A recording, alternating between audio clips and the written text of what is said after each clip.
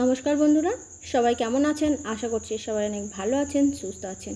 চলে এসেছি আপনাদের সাথে আবারও একটি রেসিপির ভিডিও শেয়ার করতে। আজ আমি আপনাদের সাথে শেয়ার করব রাতে রুটি পরোটা খাওয়ার জন্য আলু বেগুনের একটি রেসিপি। আশা করছি বন্ধুরা রেসিপিটা আপনাদের ভালো লাগবে। তাই রেসিপির ভিডিওটা স্কিপ না করে শেষ পর্যন্ত দেখার অনুরোধ রইল। শেষ পর্যন্ত দেখার পর কেমন লাগলো অবশ্যই একটা লাইক ও কমেন্ট করে জানাবেন। আর এই রেসিপিটা একবার হলেও বাড়িতে বানিয়ে খেয়ে দেখবেন। যারা বেগুন পছন্দ করে না তারাও কিন্তু এই রেসিপিটা রুটি পরোটার সাথে খেয়ে নেবে। তা চলুন দেরি না করে রেসিপিটা শুরু করি। আপনারা সঙ্গে থেকে দেখে নিন। বেগুন আলুর রেসিপিটা বানানোর জন্য এখানে বেগুন নিয়েছি আর বেগুনগুলোকে একটু বড় করে কেটে নিয়েছি। তারপর আমি লবণ জলে ভিজিয়ে রেখেছি। বেগুন কাটার পর লবণ জলে ভিজিয়ে রাখলে কিন্তু বেগুনের যে উপরে কালচে ভাবটা হয় সেটা আর হবে না। এবার আমি বেগুনগুলোকে জল পাল্টে ধুয়ে জলটাকে ঝরিয়ে নেব। আজকের রেসিপির ভিডিওটা নতুন বন্ধুরা দেখে থাকলে অবশ্যই চ্যানেলটিকে সাবস্ক্রাইব করে পাশে থাকবেন। আমার শেয়ার করা আরও বিভিন্ন ধরনের নতুন নতুন রেসিপির ভিডিও দেখতে চাইলে। তার সাথে যেসব বন্ধুরা সাবস্ক্রাইব করে পাশে আছেন তাদেরকে অসংখ্য ধন্যবাদ জানাই। এইভাবে সঙ্গে থাকুন, পাশে থাকুন। আর বেগুনের রেসিপি বানানোর জন্য এখানে আমি টমেটো নিয়েছি, মাঝারি সাইজের 3টে টমেটোগুলো একটু বড় করে কেটে নিয়েছি। আর নিয়েছি একটা আলু। আলুগুলোকেও কেটে খোসা ছাড়িয়ে কেটে ধুয়ে জল ঝরিয়ে নিয়েছি। এবার আমি রান্নার জন্য গ্যাসের চুলা অন করে গ্যাসের চুলার কাছে চলে এসেছি। এবার কড়াই বসিয়ে দিয়েছি। কড়াইয়ের মধ্যে দিয়ে দিচ্ছি তেল। সাদা তেলেই বানাচ্ছি রান্নাটা। খুবই সহজ একটি রেসিপি আর খেতে কিন্তু দারুণ লাগে। রাতে এই রেসিপিটা থাকলে রুটি পরোটায় একটার জায়গায় আর একটা বেশি খাবেন। এবার আমি তেলটা দেওয়ার পর তেল গরম করে নিয়েছি। তেলের মধ্যে আলুগুলো দিয়ে দেবো। তারপর আলুগুলো হলুদ দিয়ে ভেজে নিয়েছি। হলুদ দিয়ে ভেজে নিলে দেখতেও ভালো লাগবে, কালারটাও খুব সুন্দর হবে। এইভাবে আলু একদম লাল করে ভেজে নেব।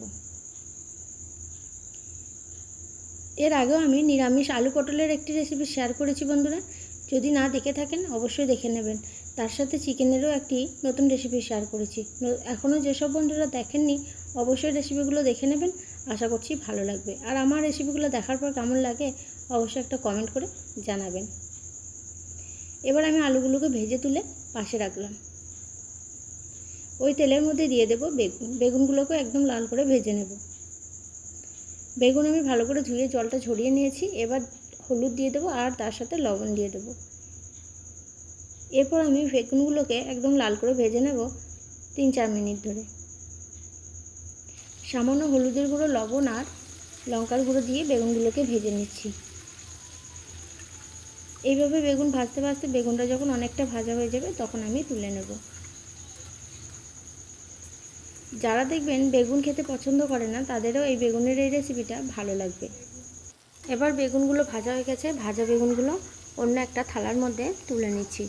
তেলটাকে ঝরিয়ে আমি তুলে নেব। বেগুনগুলো আমি বেশিরভাগই ভেজে নিয়েছি, তাহলে রান্নায় সিদ্ধ হতে কম সময় লাগবে আর খেতেও দারুণ লাগবে। এবার ভাজা বেগুনগুলো পাশে রেখে দিয়ে ওই কড়াইয়ের মধ্যেই বাকি রান্নাটা করে নেব।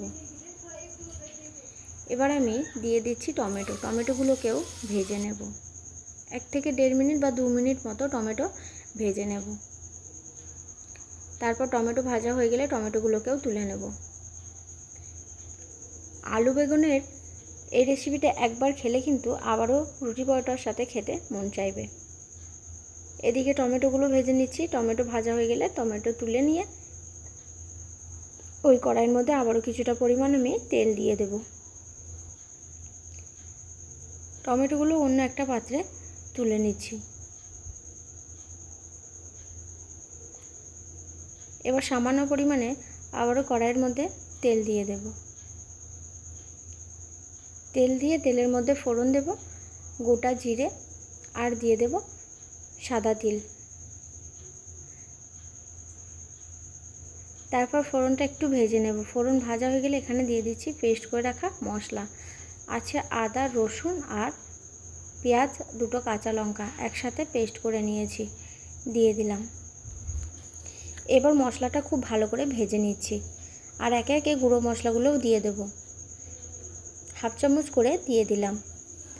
জিরার গুঁড়ো, হলুদের গুঁড়ো, ধনিয়ার গুঁড়ো, সামান্য লঙ্কার গুঁড়ো আর লবণ। লবণটা অবশ্যই স্বাদ বা পরিমাণ অনুযায়ী দিয়ে নিতে হবে। এবার মশলাটা আমি ভেজে নিচ্ছি।